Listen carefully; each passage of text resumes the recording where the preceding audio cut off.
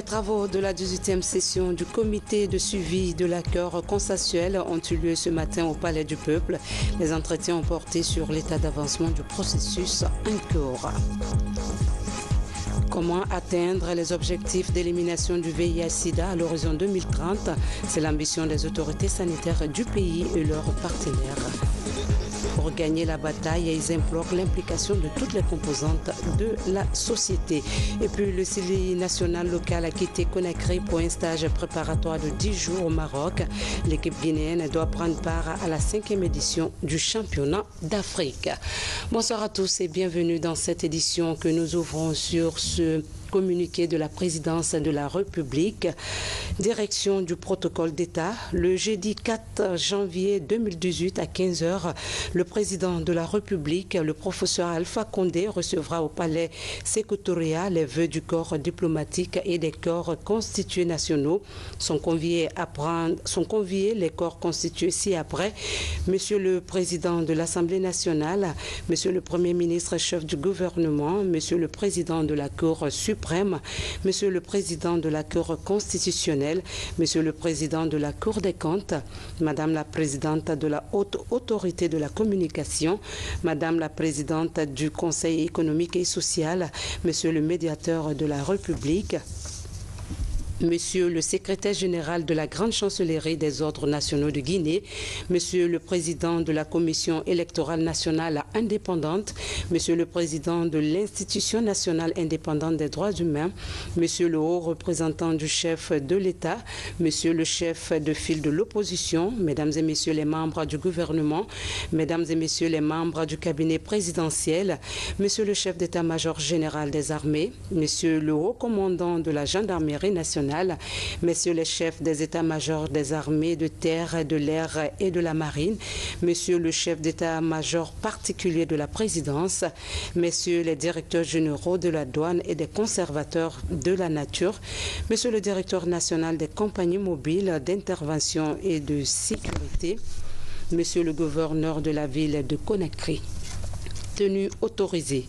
1. Autorité civile. Messieurs, costume sombre ou tenue traditionnelle d'apparat, dames, tailleur, robe ou tenue traditionnelle d'apparat pour les cours tenues de cérémonie. 2. Autorité militaire, tenue traditionnelle d'apparat, port de décoration recommandé. Mamadi Senkou Kabar, ambassadeur directeur du protocole d'État transmis par le bureau de presse de la présidence de la République. La 18e session ordinaire des travaux du comité de suivi de l'accord consensuel s'est tenue ce matin au Palais du Peuple. Parmi les points inscrits à l'ordre du jour, l'état d'avancement du processus électoral. S'agissant des listes de candidatures, la CENI a informé le comité sur le nombre de postulants qui s'élève à 1302. Mohamed Lamine Camara. L'atmosphère est de bonne humeur. À ce deuxième jour de l'année nouvelle, les acteurs politiques se congratulent et échangent des vœux de réussite en 2018. Les travaux de cette 18e session du comité de suivi de l'accord politique portent spécifiquement sur les activités de la Commission électorale nationale indépendante. Les rapporteurs de cette institution font le point chiffré de l'état d'avancement du processus électoral. La CENI a tenu à informer l'ensemble des parties prenantes au comité de suivi que suite au dépôt de plusieurs candidatures, plusieurs listes de candidats, plus de 1000 listes, il y a eu des logos sur certaines listes qui se ressemblent. Donc il faut en parler pour trouver des solutions. Comme je l'ai dit tantôt, nous sommes pour le dialogue, nous sommes pour la discussion de tous les sujets, sans tabou.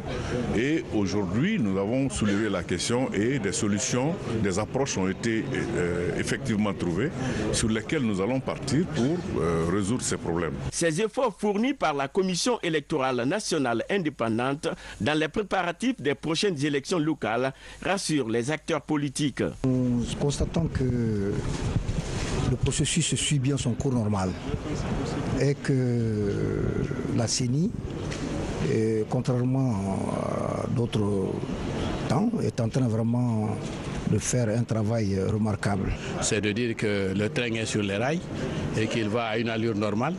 Mais l'appréciation finale, comme d'habitude, il faut attendre que le train arrive à destination. Quand il sera à destination, s'il arrive à destination dans les temps impartis, à l'heure, on dira le train est arrivé à l'heure et nous tous, nous allons applaudir pour la CENI. À ce jour, la date du 4 février est maintenue. Le présidium du comité de suivi s'en félicite. La journée d'aujourd'hui a été une journée fortement utile pour le comité de suivi du dialogue parce que chacun de nous a entrevu la volonté commune et individuelle d'ailleurs à aller de l'avant par rapport aux enjeux du 4 février. Au cours de cette rencontre, des exemplaires des listes de candidatures et des guides de distribution des cartes d'électeurs sont aussi présentés aux parties prenantes du comité de suivi de l'accord politique. Toujours à la page politique, implication des femmes aux processus électoraux, direction de la région forestière où séjourne une mission du Forum des femmes parlementaires. Elle est allée constater de visu le respect de la présence massive des femmes sur les listes électorales, ainsi que leur bon positionnement et l'accès des jeunes aux instances de prise de décision. Mohamed Saloupaï, Moussa Bangora. Ce forum des femmes parlementaires de Guinée vise à constater sur le terrain l'implication des femmes sur les listes électorales communales et communautaires, mais aussi et surtout leur positionnement dans le cadre de l'équité. Nous avons fait le constat, il est toujours peu reluisant en dépit de toutes les sensibilisations. Nous trouvons que les femmes ne sont pas bien positionnées sur les listes de candidature. Donc il faut continuer, persévérer dans cette action jusqu'à ce qu'on atteigne les résultats escomptés. Je veux le peu de femmes qui est monté, le peu de femmes, qu'on les soutienne, qu'on les appuie, qu'on les renforce. Partout où elles sont, qu'elles soient mères adjointes. En tout cas, on veut que ces femmes qui se sont engagées là soient bien positionnées. Ces participants viennent des partis politiques, de la société civile, de l'administration et de la commission électorale préfectorale indépendante CEPI. Moi, je veux dire aux différentes formations d'essayer de mettre les femmes en avant. Si vous mettez les femmes en avant, vous savez qu'elles sont là. Si pour la mobilisation, elles sont très bien. L'autre peut-être, dès que vous les appuyez, elles peuvent vous prospérer. Ce programme est appuyé par le PNUD, le gouvernement canadien et ONU Femmes afin de continuer le plaidoyer sur l'étendue du territoire national. À la page religion, une délégation de la Ligue islamique prône la paix et la cohésion sociale dans les différentes mosquées de Conakry. Cette démarche vise à délivrer des messages de paix dans la foi. C'est cette perspective qui a conduit la mission dans les mosquées de Dixine et de Sandervalia. Aboubakar Diaby. Après la mosquée de Kaporo Centre, celles de Dixine et Sandervalia ont reçu des responsables de la Ligue islamique nationale. Une troisième étape de la visite de prise de contact et de travail dans certains lieux de culte des 5 communes de la capitale. La démarche vise à sensibiliser la population sur les valeurs de paix et de cohésion sociale. Il a aussi été question du rôle des imams dans la promotion de la stabilité du pays. On a insisté sur le rôle de l'imam, son devoir, ses responsabilités vis-à-vis de cette société. Après ces échanges entre imams et responsables des ligues islamiques communales de Dixine et Kaloum, les deux parties s'engagent à travailler ensemble pour la cohésion sociale. Nous sommes très ravis et très satisfaits de la présente rencontre et nous sollicitons à ce que cela soit répétitif, n'est-ce pas, au grand bénéfice des citoyens de Kaloum. L'imam, c'est comme l'instituteur dans sa classe. L'élève s'identifie à lui, donc les fidèles doivent s'identifier à leur imam. Dans les prochains jours, Matam et Matoto seront les prochaines étapes. Une initiative qui s'inscrit en droite ligne des recommandations du président de la République, professeur Alpha Condé, d'œuvrer au rapprochement des Guinéens.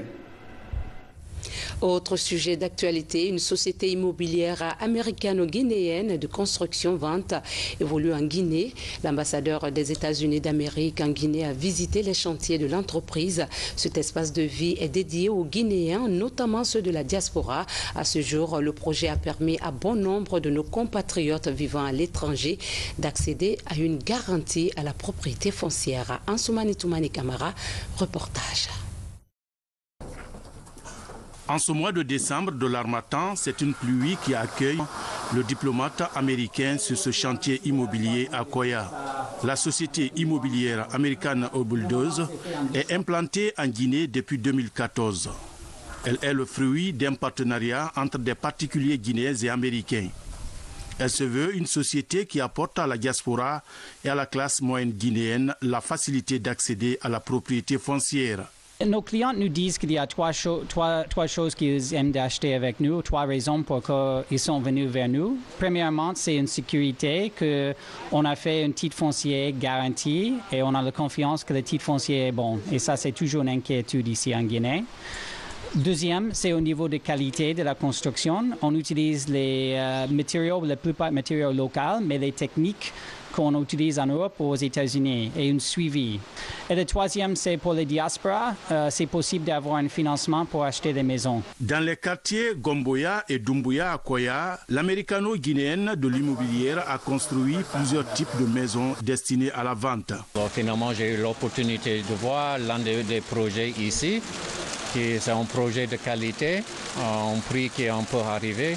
Alors, c'était de voir le progrès avec ce projet qui, je pense, est assez intéressant pour les Guinéens. Je suis très fier. Depuis mon arrivée, il y a plus que 800 millions de dollars des investissements américains en Guinée. Parce qu'avec ces investissements du secteur privé, on peut créer les emplois, on peut créer les résultats concrets pour le pays.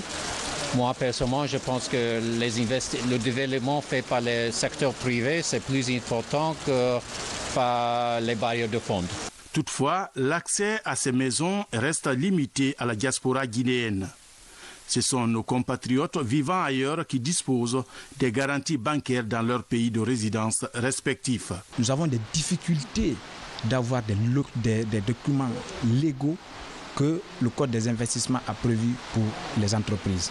Les conséquences ont commencé déjà parce que nos partenaires ont ralenti l'investissement, même s'ils n'ont pas arrêté totalement. Donc, ils ont ralenti les investissements. En attendant la réaction des autorités guinéennes, l'entreprise immobilière américaine entame l'extension de ses projets à partir de 2018 dans d'autres pays de la sous-région ouest africaine. Dans un autre registre, le ministère de la Santé et ses partenaires battent en brèche les derniers éléments de résistance pour en finir avec le VIH-Sida à l'horizon 2030. Pour y arriver, ceci demande l'implication de toutes les composantes de la société. À ce titre, une campagne de sensibilisation est lancée à l'intention des personnes handicapées de la commune de Matoto. Sori de Kera nous signe ce reportage. Éliminer le VIH-Sida d'ici 2030, c'est le défi que compte relever la communauté internationale. La Guinée n'entend pas rester en marge du combat. Ces handicapés sont mis au cœur de la sensibilisation. Les messages clés portent sur les modes de prévention et de transmission de la maladie. Les handicapés sont des jeunes, sont des femmes, sont des personnes comme toute autre personne. Et pour une FPA, personne ne doit être laissé pour compte. Les handicapés ont leurs droits et donc le droit à la santé, c'est pour toute la population guinéenne et donc les handicapés sont une couche importante. La Guinée affiche l'un des taux de prévalence du VIH les plus faibles de la sous-région ouest africaine, soit 1,7%. L'objectif du gouvernement à travers le CNLS est de réduire ce taux conformément aux objectifs d'élimination de la pandémie fixés par les États du monde. Premièrement, il faut que 90% des personnes aptes supposées vivre avec le VIH-Sida puissent connaître leur statut sérologique en acceptant de se faire dépister. Les 90% de ces personnes dépistées positives doivent avoir une prise en charge immédiate et correcte. Les 90% de ces personnes doivent accepter de faire la charge virale pour connaître le taux de virus, la quantité de virus se trouvant dans le sang. Cette initiative des autorités guinéennes est une première. Je remercie infiniment lui et les papiers qui a pensé, nous, personnes handicapées, que nous sommes utiles dans la société, nous sommes utiles pour nous sommes utiles pour notre famille et on doit faire quelque chose comme les valides. Le droit à la santé est le thème retenu cette année par la communauté internationale pour célébrer le mois de lutte contre le sida. En Guinée, l'extension du combat à toutes les couches sociales comme les porteurs de handicap est l'une des principales innovations. La Guinée en bref, des engins roulants pour les agents des services déconcentrés des impôts, une manière pour la Direction nationale des impôts de les rendre plus opérationnels sur le terrain. À Mamou, les acteurs de la lutte contre les violences basées sur le genre se sont retrouvés pour dresser le bilan des activités annuelles. Au même moment à Conakry, la Miss Guinée-France a offert des vivres aux enfants d'un centre d'accueil à la cimenterie pour améliorer leurs conditions de vie. Le condensé de ces actualités avec Mamadi Gassama.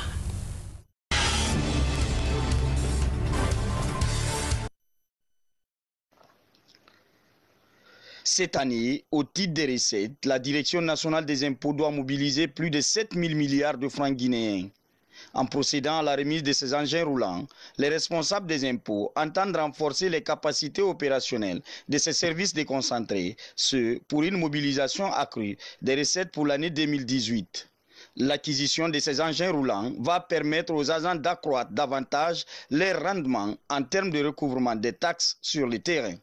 Dans un premier temps, le gouvernement a appuyé le ministère du Budget, la gestion des impôts, en mettant à leur disposition 13 pick-up qui ont été repartis entre les différents services respectifs. Aujourd'hui, nous sommes à la remise de 30 motos. Ceci s'explique par les perspectives de recettes que nous sommes assignés. Aujourd'hui, pour l'année 2018, une situation qui nous interpelle et qui nous motive davantage à renforcer notre capacité interne de fonctionnement, mais aussi à faciliter le travail pour nos agents.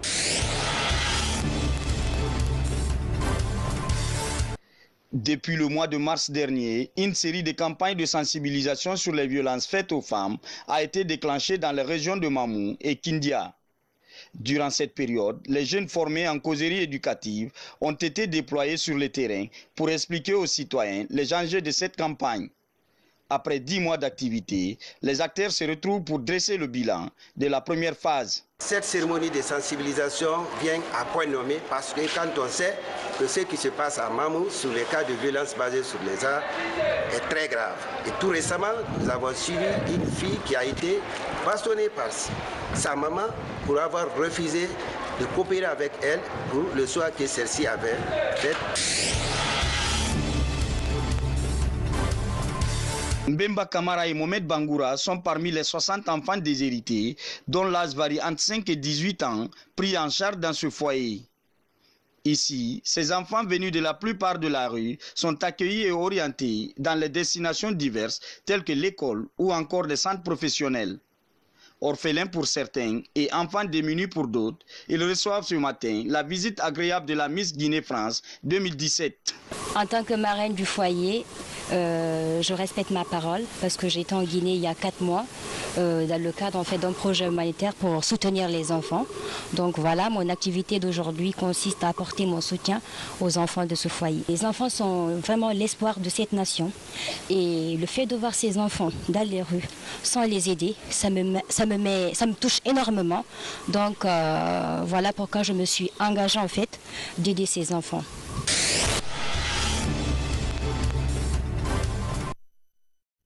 Les enfants sont même l'espoir de toute une nation. On en vient à l'actualité sportive. Le Sili national local a quitté Conakry pour un stage préparatoire de 10 jours au Maroc. L'équipe guinéenne doit prendre part à la 5e édition du championnat d'Afrique des Nations.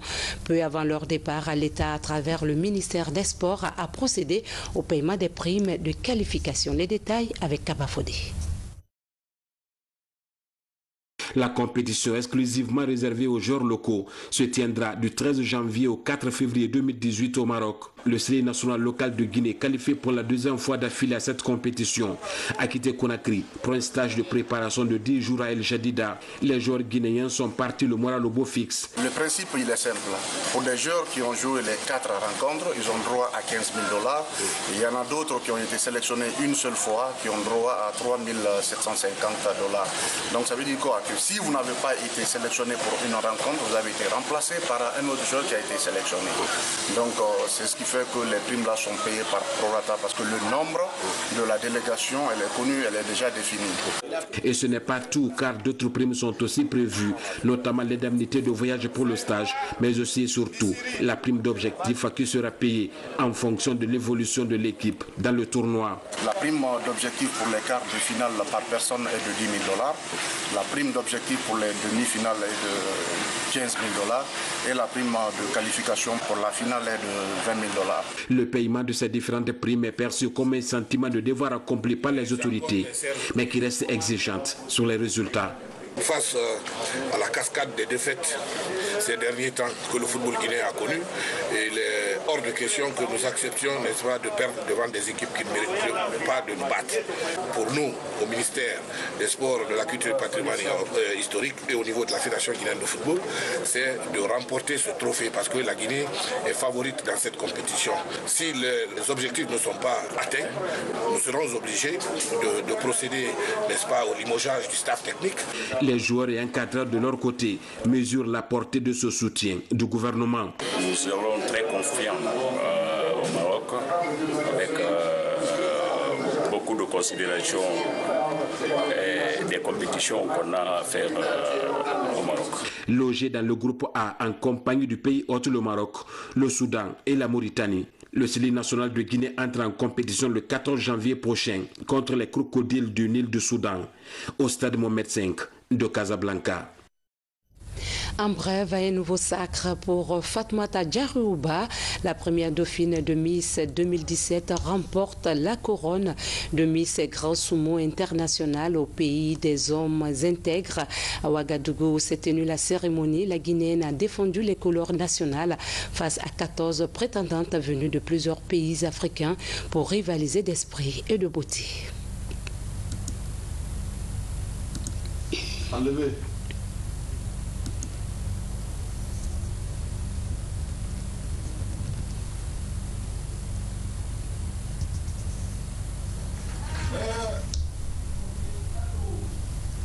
Peu avant cette soirée de rêve, Fatoumata Diarouba avait confiance en elle et était prête à affronter ce grand rendez-vous des Miss Grand Sumo au Burkina Faso. Voyons avec notre envoyé spécial à Mabintila Issouma comment Fatoumata Diarouba s'est préparée pour représenter la Guinée à cette compétition. Depuis samedi 30 décembre 2017, Fatoumata Diarouba a quitté la Guinée pour se rendre au Burkina Faso. Celle qui est la première dauphine 2017 est arrivée au pays des hommes intègres à 21h36. Le lendemain, Diarou découvre les autres Miss venues de divers horizons. Elles ont en commun le rêve de remporter la couronne de la 3e édition de Miss Grand Sumo International. C'est un amusement. En tout cas, je ne sortirai pas perdante. De tout compte fait, j'aurai quelque chose à gagner, l'expérience que je vais vivre ici et puis je vais rencontrer d'autres filles et remporter la couronne. J'attends de donner le meilleur de moi, de m'amuser, surtout de rencontrer beaucoup de personnes. Voilà, pour moi la couronne, c'est vrai, c'est important, mais c'est pas ce qui prime. Il faut d'abord s'amuser et tout. Voilà, donc on va s'amuser, on va donner le meilleur de nous. Miss Grand Sumo International est une compétition entre les Miss de différents pays. Elle se déroule chaque 1er janvier au Burkina Faso. Cette année, une dizaine de pays est représenté, dont le Niger, gagnant de la dernière édition. On est venu défendre notre titre et d'ailleurs je pense qu'on va encore repartir avec ce titre. Si nous sommes arrivés, c'est pour gagner. On a eu le prix l'année passée et cette année 2018 qui s'annonce, je pense qu'on a encore une chance de repartir avec ce titre. Depuis son arrivée, Diarouba a découvert Ouagadougou Elle se prépare également à honorer la Guinée. Les invités auront donc la chance de contempler la beauté guinéenne dans toute sa splendeur. Et pour finir, l'actualité internationale nous amène en Chine, où les autorités saluent la proposition de Séoul de discuter avec son voisin du Nord. Et puis en France, des policiers sont descendus dans la rue ce mardi pour réclamer le rétablissement des peines contre les agresseurs des forces de l'ordre. Et enfin en Algérie, pour le meilleur et pour le pire, n'a pas porté fruit dans le foyer d'une dame. Tenez-vous bien, elle a été abandonnée par son mari après 25 ans de vie commune suite à un cancer de sein. Le tour du monde avec Salioba.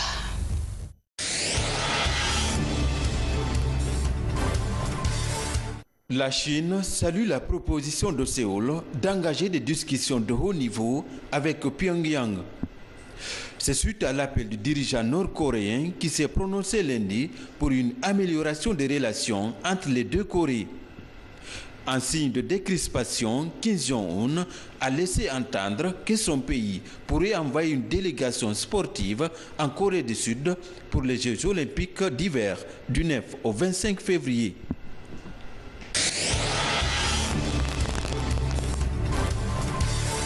En France, une cinquantaine de policiers sont descendus dans la rue ce mardi à l'appel du syndicat Alliance.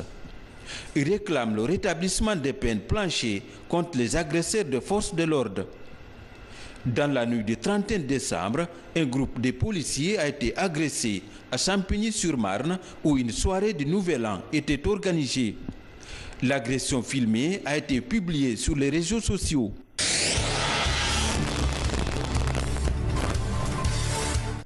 En Algérie, après 25 ans de mariage, Jora est abandonnée par son mari après une ablation du sein suite à un cancer. Selon l'ONG Lumière du Jour, des centaines d'Algériennes sont ainsi abandonnées par leur mari après un cancer du sein.